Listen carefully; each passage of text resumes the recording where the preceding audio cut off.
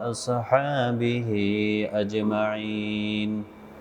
فقد قال الله تعالى: أعوذ بالله من الشيطان الرجيم. بسم الله الرحمن الرحيم. ألم تر كيف فعل ربك بأصحاب الفيل؟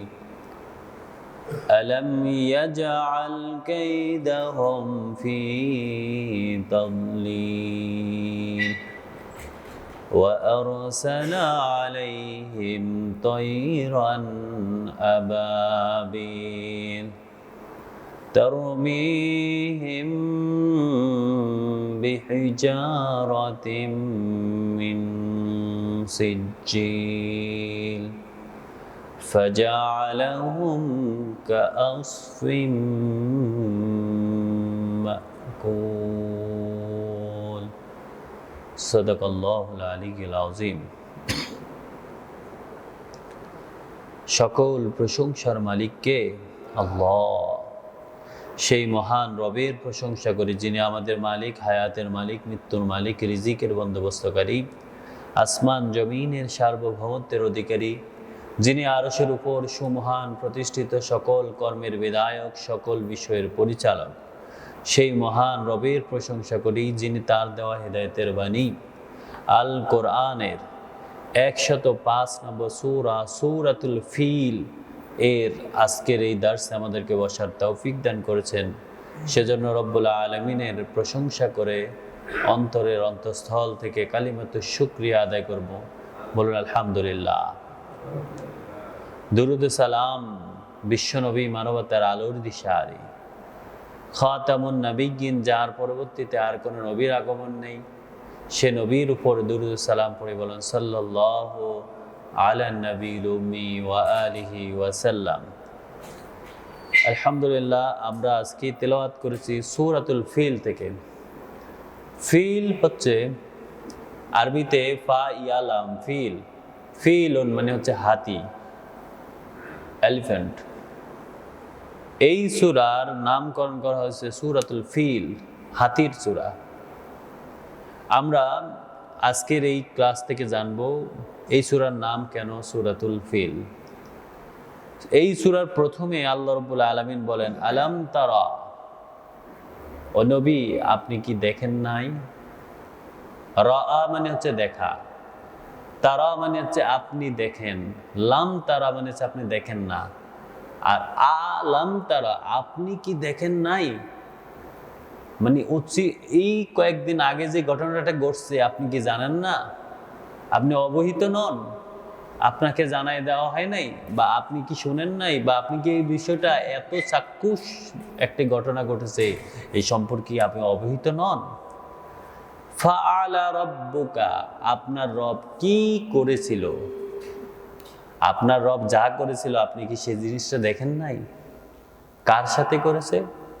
বিআসহাবিল feel, ওই ফিলের বাহিনীদের সাথে, হাতিওয়ালাদের সাথে।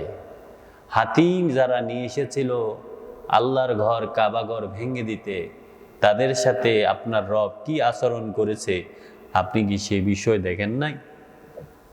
রাসূলুল্লাহ সাল্লাল্লাহু আলাইহি ওয়াসাল্লামের জন্মের বছর, কোন কোন তাফসীরকারক বলেন মাত্র 1 মাস 20 দিন আগে রসুলের জন্মের,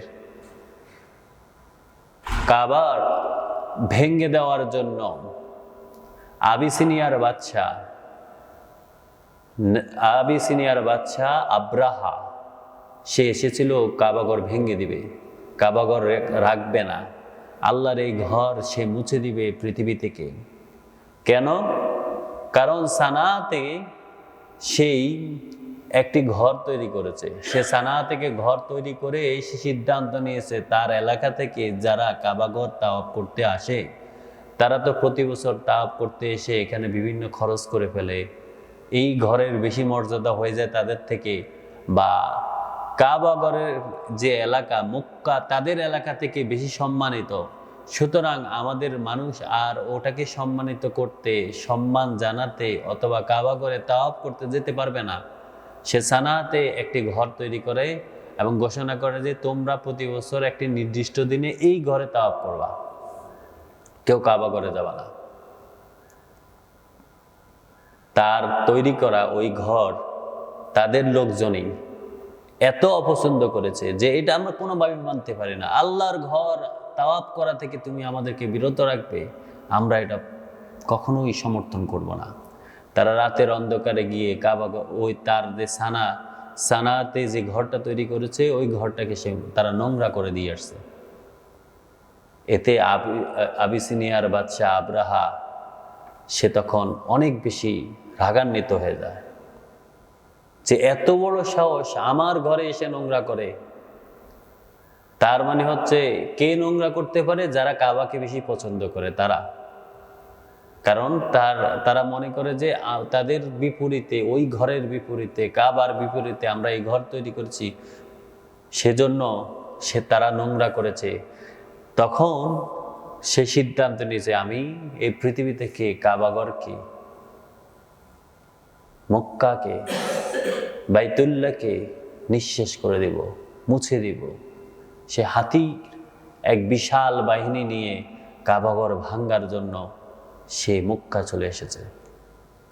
আল্লাহ রাব্বুল আলামিন রসুলকে স্মরণ করে দেন, ও রসুল, আপনি কি দেখেন নাই কাবাগরকে যখন তারা ভেঙে দিতে এসেছে তাদের সাথে আপনার রব, কাবার রব, সেই হাতিওয়ালাদের সাথে কি আচরণ করেছে? যেই মক্কার মুশরিকরা রাসূলুল্লাহ সাল্লাল্লাহু আলাইহি সাল্লামকে অস্বীকার করত, তারাও কিন্তু জানে এই কয়েকদিন আগে, কয়েক বছর আগে রসুল যখন নবুয়ত পেয়েছেন 40 বছর বয়সে, এই 40 বছর আগের যে ঘটনাটা তারা কিন্তু সবাই সাক্ষ্য ওইভাবে জানে, সবাই দেখেছে।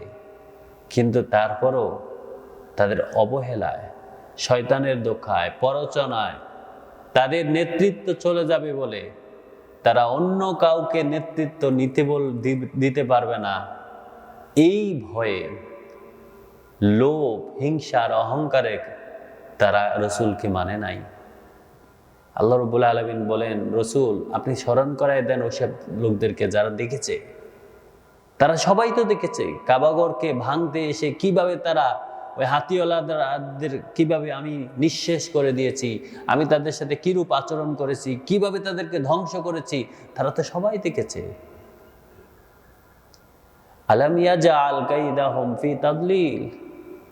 আল্লাহ রাব্বুল আলামিন বলেন, তারা যে চক্রান্ত করতে এসেছে, তারা যে কাবাগর ভাঙ্গার জন্য দুঃসাহস দেখাইছে, আমি কি তাদের ওই দুঃসাহসটাকে মাটির সাথে মিশাই দেই নেই? এরা তো সবাই দেখেছে, মক্কার লোকেরা সবাই দেখেছে, আশেপাশের সব অঞ্চলের মানুষ জানে তারা যখন কাবাগর ভাঙতে এসেছে আমি কি তাদের সেই চক্রান্তকে নস্যাৎ করে দেই নাই, ব্যর্থ করে দেই নাই? কাইদ মানে হচ্ছে কোনো কিছু ব্যাপারে এই চক্রান্ত করা। আল্লাহ বলেন আমি তাদের ওই কাইদাহুম, তাদের ওই চক্রান্তকে ফি তাদলিল, মাটির সাথে মিশিয়ে দেয় নাই। ওয়া আরসালা আলাইহিম তায়রান আবাবিল, কিভাবে আমি তাদেরকে মাটির সাথে মিশিয়ে দিয়েছি, তাদের চক্রান্তকে নস্যাৎ করেছি, তারা তো দেখেছে। রসুল শুনে রাখেন, তাদেরকে আরেকবার স্মরণ করায় দেন, তাদের মনে করায় দেন কিভাবে আমি নস্যাৎ করেছি তাদের চক্রান্তকে। ওয়া আরসালা, আমি প্রেরণ করেছিলাম, পাঠাইছিলাম। রসুল মানে হচ্ছে যাদেরকে পাঠানো হয়। আরসালা রিসালাত, যেই নবুয়ত নিয়ে রসুলদেরকে প্রেরণ করা হয় এটার নাম হচ্ছে রিসালাত। আর যাকে প্রেরণ করা হয় তাকে বলে রসুল। আর এই শব্দটা হচ্ছে আরসালা, শব্দটা হচ্ছে প্রেরণ করা। ও আরসালা আলাইহিম, ওই হাতিওয়ালাদের উপরে আমি পাঠাইছিলাম তয়রান, পাখিকুলকে, পাখির ঝাঁককে, আবাবিল, পাখির ঝাঁককে, পাখির দলকে। আমি শুধু অর্ডার করেছি, পাখিরা যাও, তোমাদের কাজ হচ্ছে ওদেরকে আজকে মাটির সাথে মিশিয়ে দিবে। সেই তোমাদের জন্য আজকে তোমাদের অর্ডার করে দেওয়া হলো। আল্লাহ রাব্বুল আলামিন বলেন অর্ডার টু ওয়ার্ক। আল্লাহর অর্ডার পেয়ে ফাঁকিরা ঝাঁকে ঝাঁকে তাদের উপর প্রেরিত হয়েছে। ওই হাতিওয়ালাদের উপর আক্রমণ করেছিল, ওই হাতিওয়ালাদের উপর আল্লাহ রাব্বুল আলামিন তাদের উপর এই ফাঁকির ঝাঁককে প্রেরণ করেছে। আল্লাহ রাব্বুল আলামিন বলেন ফাঁকির ঝাঁকে সে কি করেছে এরা কিন্তু সবাই জানে, তারপর আল্লাহ আবার স্মরণ করে দিয়েন তার মিহিম। রমা মানে হচ্ছে প্রেরণ করা, নিক্ষেপ করা। আপনি বল থ্রো করেন না খেলতে গেলে, আল্লাহ রাব্বুল আলামিন বলেন তাদের উপর এভাবে থ্রো করেছিল। তার মিহিম তাদের উপরে নিক্ষেপ করা হয়েছিল বিহিজারাতিন। হিজারাতুন মানে হচ্ছে পাথর, হাজার। হযরত ইসমাইল আলাইহিস সালামের মায়ের নাম হচ্ছে হাজার, পাথর। উনি তো ছিলেন, দাসী ছিলেন, এক সময় শক্তিশালী ছিলেন, অনেক কাজ করতে পারতেন। হাজারুন মানে হচ্ছে পাথর। যেমন কাবাগরের চত্বরে, কাবাগরের কোনায়, ওই ডান কোনায় যে পাথরটা রাখা আছে ওই পাথর নাম হচ্ছে হাজার আল আসওয়াদ। আসওয়াদ মানে হচ্ছে কালো, সবচেয়ে কালো, কালো পাথরটা ওখানে রাখা আছে। এই হাজার এর বহুবচন হচ্ছে হিজারা।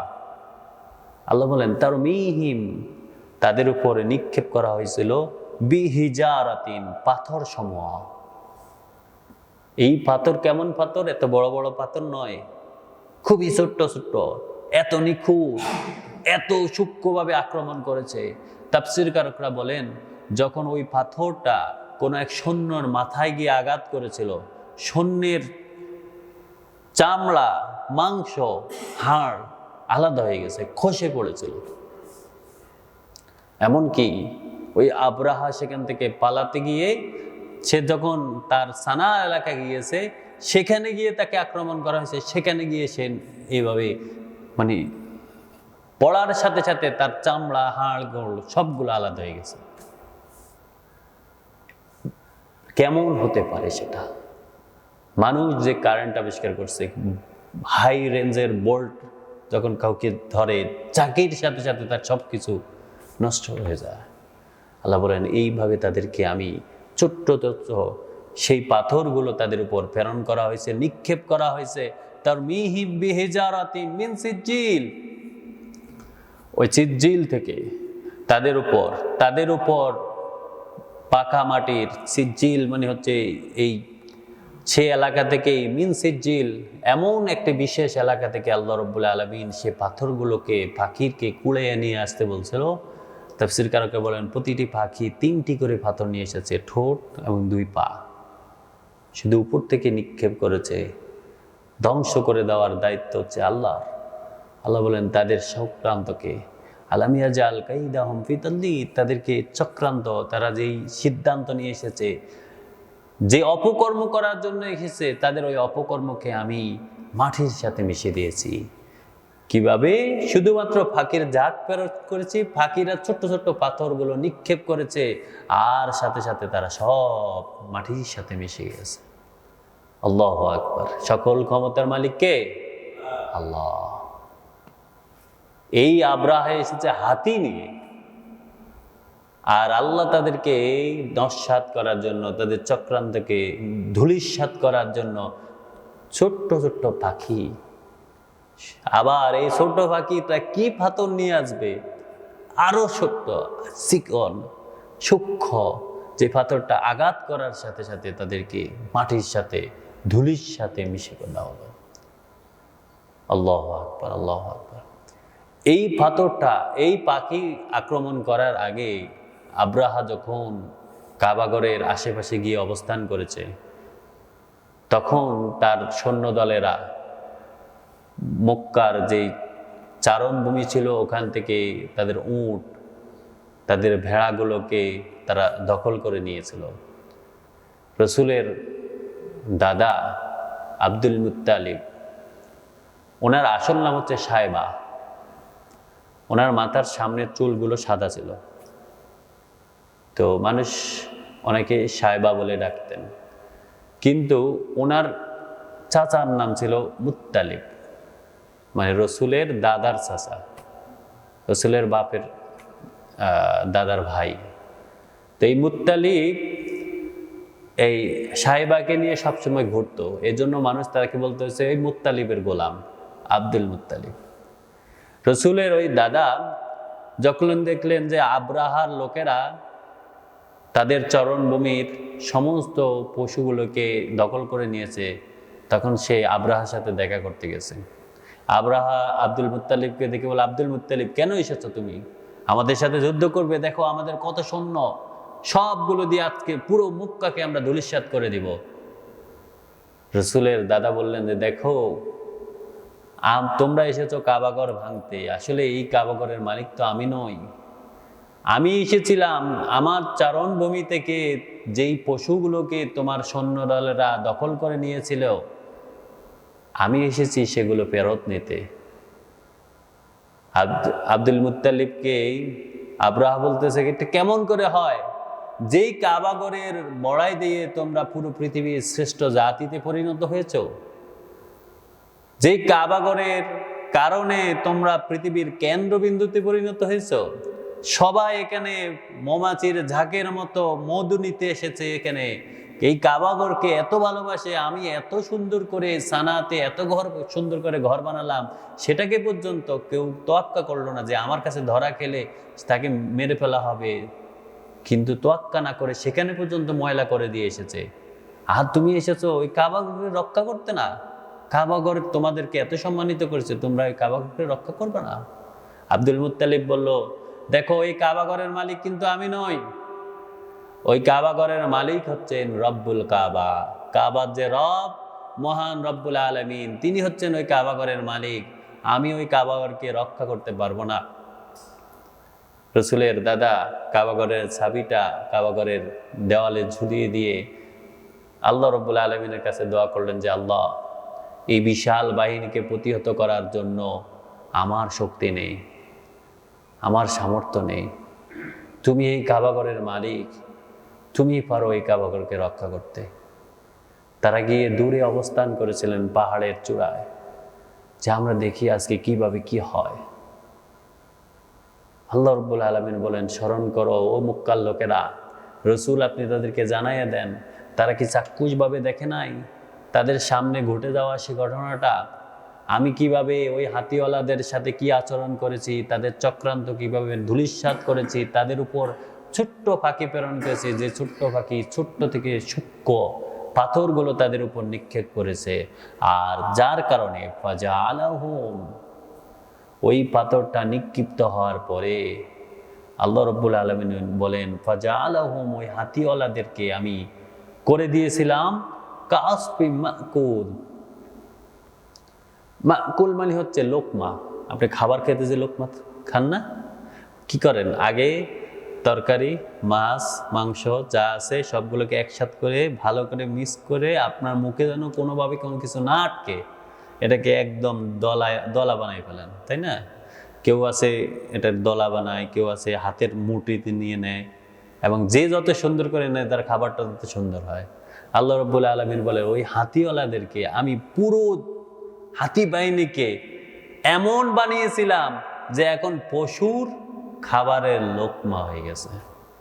ফাজআলাহুম কাসফিন মাকুল, যেন সে তারা পশুর খাবার, ওই যে পশু খাওয়ার পরে আবার ঢোক গলে এনে আবার এটাকে ভালো করে চাবায়, এটা এইরকমই পরিণত হয়েছে। হাড় মাংস সব আলাদা হয়ে মাটির সাথে মিশে গিয়ে তাদের ফসফরাস যেখানে পড়েছে সেখানে ঘাস হয়েছে, আর পশুগুলো এখানে এখন চারণভূমিতে এসে খাবার খাচ্ছে। কি বাহিনী, কি শক্তি নিয়ে এসেছে কাবাঘরকে ধ্বংস করতে। আল্লাহ রাব্বুল আলামিন বলেন, স্মরণ করো আমি কিভাবে তাদেরকে নস্যাৎ করেছি, মাটির সাথে মিশিয়ে দিয়েছি। আল্লাহু আকবার, আল্লাহু আকবার। এই মহান মালিক, তিনি হচ্ছেন আমাদের রব, তিনি আমাদের সৃষ্টিকর্তা, তিনি আমাদের একমাত্র অভিভাবক। তার অভিভাবকত্ব গ্রহণ করে তার কাছে সাহায্য প্রার্থনা করাই হচ্ছে আমাদের দায়িত্ব, তার গোলামি করাই হচ্ছে আমাদের কাজ। যে যে ব্যক্তি আল্লাহর গোলামি করতে পারবে, আল্লাহ যাকে গোলাম হিসেবে স্বীকৃতি দিবেন, সেই ব্যক্তির জন্য মহা সাফল্য। আল্লাহু আকবার। আল্লাহ যেন আমাদেরকে তার গোলাম হিসেবে, আল্লাহ যেন তাদের গোলাম হিসেবে আমাদেরকে কবুল করে নেন। আমরা যেন তার গোলাম হয়ে মৃত্যু পর্যন্ত তার গোলামি করে আমরা যেন আল্লাহর সন্তুষ্টি অর্জন করতে পারি, সে তৌফিক দান করেন। আমিন। ওয়া মা তৌফিক ইল্লা বিল্লাহ।